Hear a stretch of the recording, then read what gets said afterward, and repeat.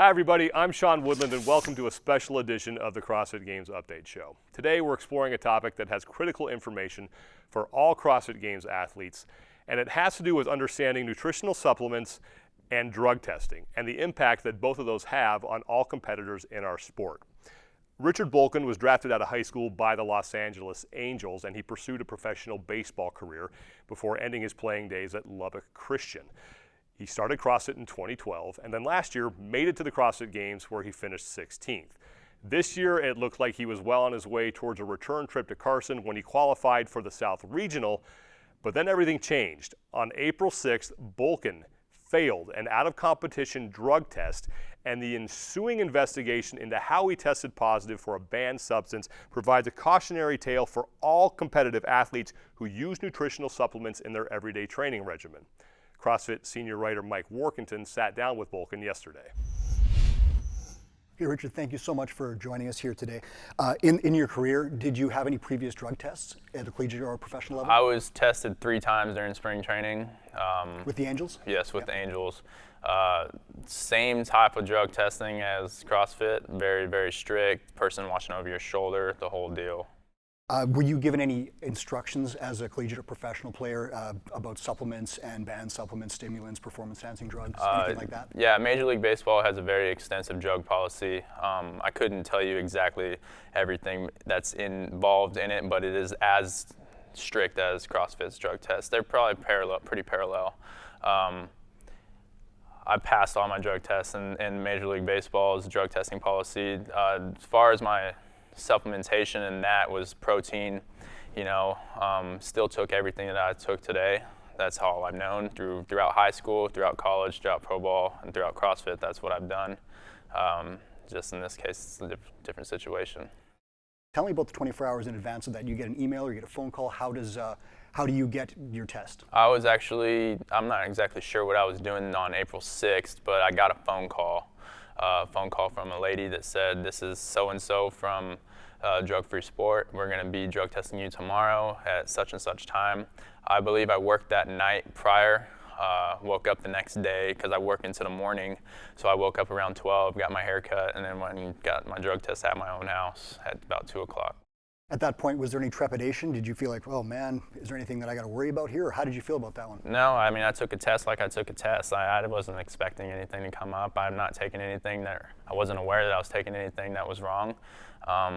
I'm not somebody who tries to cut corners. I mean, I was taking the same supplements that I was taking last year, but South Central region, that went fine, so nothing changed, and unfortunately it did. Yeah, so over the course of your career, you've never knowingly taken any performance-enhancing drugs? Never. Right. April 24th, when you get notification that you failed the drug test, what happens, what goes through your mind, what's your reaction at that point? April 24th stands right now as the worst day of my life. I read the email that I failed the drug test for Austrian. It said I had 72 hours to appeal. I called everybody I know. I called my wife, I called my coach, I called the Fitness Essentials company, I called everybody because I wasn't sure how this could be possible. And one of the reasons why I felt so safe about them was they were my friends. Right. They stood in my wedding. I knew them, so I've never expected something like this to happen. And I'm that 1%, 0.001% that this happened unknowingly. It was a mistake on other people's part, and it's something that can happen to anybody. Had you ever heard of Austrian before? Is that anything you'd heard about? I've never heard of it until April 24th. When you heard about it, you researched it. How did you trace back to how it got into you?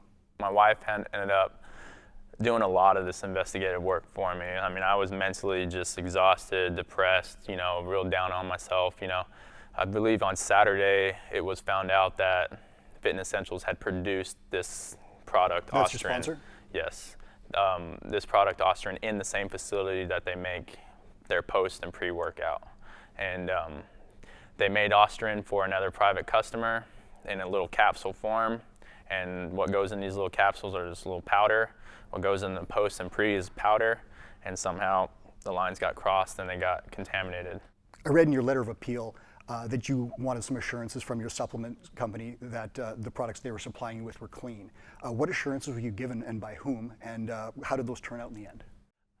I wanted them to have something that said, someone said, this is good. So what they did was they sent all the products to Drug Free Sport Rec, something like that, the labels of the products, and Drug Free Sport would come back with, this product is good, NCAA standards, this product is bad, this product is good, this product is bad.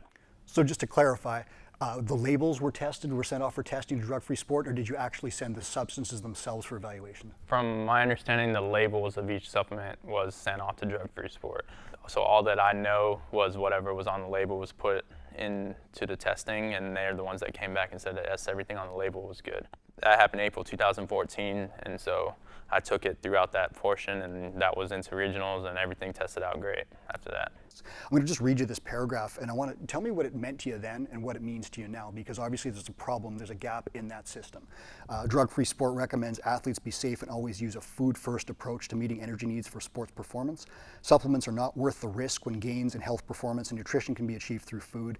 Supplements are always a risk for student athletes as they are highly under-regulated by the FDA. The NCAA does not approve use of any supplement for this reason. Choosing to take certain supplements is at the student athlete's risk. Do you remember that one, and what did you think of it then, and what do you think of it now? I understand everything that they said, and it also goes by the same guidelines as CrossFit says. You're responsible for everything that you put in your body.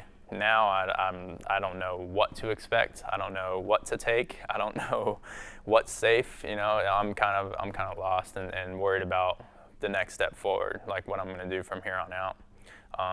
Trust is definitely broken in that industry for me. Do you think there's a chance that a supplement company put something into your supplements that you didn't know about? I don't think they did it on purpose, no. I hope they didn't do it on purpose. I think it was an honest mistake on their part. And your contact at Fitness Essentials was Zach Barnett, correct? Yes. And he was your former strength coach at Lubbock Christian University? Yes. Yeah. I'm just going to read you a part of one of Zach's letters of support that he gave for you in your appeal process.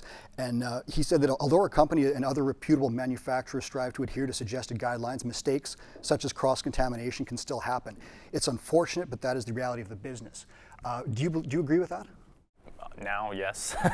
The situation I'm going through, that's as clear as it gets. Yes, it's unfortunate, and it did happen, and it's I don't know how it happened, and I don't know if it can be controlled, but yeah, that is the reality of the business, and athletes need to be aware of it.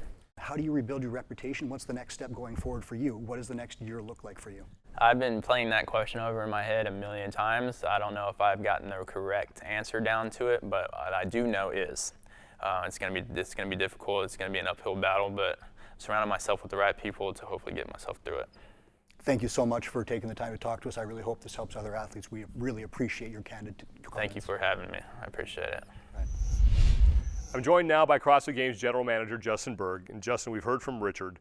Have we heard from his supplement company, and if so, what did they say about this? We have. We heard from Zach Barnard, the owner of Fitness Essentials, who is Zach's sponsor and also the manufacturer of the products that he was taking last year and this year.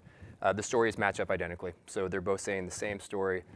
They take full responsibility for the contaminated substances. When they had the labels originally looked at by Drug Free Sport, they said they had every intent to manufacture exactly what they had on the label. Earlier this year, in February, they started producing a private batch of supplements that had a banned substance, Austrian, in it. They continue to produce those supplements, sometimes right before, right after they were producing the supplements that Richard was taking. They knew about that, Richard did not know about that, and ultimately that's what resulted in Richard's positive test. So if they're taking responsibility and saying that, yes, this is our fault, why is Richard still being disqualified? This gets to the heart of why CrossFit has a drug testing policy, period. Ultimately, athletes are responsible for what they put in their body. Not the supplement company, not your sponsor, but the athletes. And the reason we do this is because the drug testing program is designed to make sure that there's a level playing field for all athletes, and also to make sure that the hard work and the training and the performance of these athletes is validated. And for those reasons, even if Richard didn't know what he was taking, he had a banned substance and a performance enhancer in his body, and he's responsible for that. Why are we taking time to announce this now? Well, from a practical standpoint, the reason why is CrossFit has implemented an out-of-season testing program. We started this after the 2013 CrossFit Games. What that looks like is that we enter athletes into a registered testing pool. That way we have their whereabouts and we could administer quick no-notice tests within 24 hours. So the reason that we are announcing this now is because, first off, it's right before regionals, and I think this is an important message for athletes going into regionals. And also practically because he was tested in the off season, we didn't just wait until regionals for the test to begin. Expand on that off-season testing program. What exactly does that entail for athletes? What that entails is, since 2013, we've been doing this year-round. That includes blood testing as well as urine testing, so that we get a full calendar of testing with all of these athletes. The results of this has been a lot of tests. We've had 765 tests from 2013 to where we are right now. By the end of this year, in a 3-year span, we'll have tested 1,000 times. Of those 1,000 tests, we've had of those 765 to date, we've had 13 positive results. 10 of those 13 could have been prevented by following the therapeutic use exemption process that we list in CrossFit Games drug testing policy. 3 of those other cases looks like they were supplements. Some of those could have been avoided by what was on the label. The reason we're giving Richard an opportunity now to present his case is because he is the single positive test that we've had in the last 3 years where he can directly point to the reason for the contamination of his supplements. I think that's an important message that everybody needs to understand, whether you're an athlete or just taking supplements casually. What happens if an athlete is notified that he or she is going to be tested and then tries to delay, dodge, or just simply not take the test? If an athlete does not take the test, or for whatever reason they're not cooperating with the collection agent, then they will be sanctioned with the exact same penalty as if they failed that test. So refusing to take a test is the same as failing your test in our book. When you listen to Richard, it sounds like he did his due diligence in this. Could this have been prevented? Richard certainly made an effort. However, he also blew by some very obvious caution signs. I think the supplement industry, everybody knows, is underregulated, so it's hard to make sure that you get exactly what's on the label. Also, and Mike read this to him in person, the notice that he got back from Drug Free Sport, in the very first paragraph says they recommend a food-first approach to performance and nutrition, and also that they do not approve any supplements because there's no way that they can guarantee that the label that they saw on an email is the same as what's actually inside the product that athlete's taking. So they remove themselves from that liability, so does CrossFit. Ultimately, it's the athlete's responsibility to do some of that homework. There are athletes out there right now who are taking supplements as part of their daily training regimen. What should they be doing? There's no concrete answer to that. So there's no path that we can say, if you walk from here to there and you do all these things, then you are 100% safe. The only way to be 100% safe that you don't take a supplement that tests you positive is you don't take supplements, period. Athletes that are taking supplements and they use that as a tool in their training, that's understandable. However, they need to make sure they're asking some tough questions. And that might mean looking into the manufacturing process, the raw ingredients, the final product that they're taking. And even then, there's no guaranteed result from this. So even if you're taking anything and it's got all the stamps in the world, that doesn't necessarily mean that it's the same product that you're going to be ingesting. So you have to be responsible for that. Justin Berg, General Manager of the CrossFit Games, thank you so much for stopping by. I also want to thank Richard Bohlken for joining us and sharing his story. If you want to know more about CrossFit's drug testing policy, go to the rulebook section on games.crossfit.com.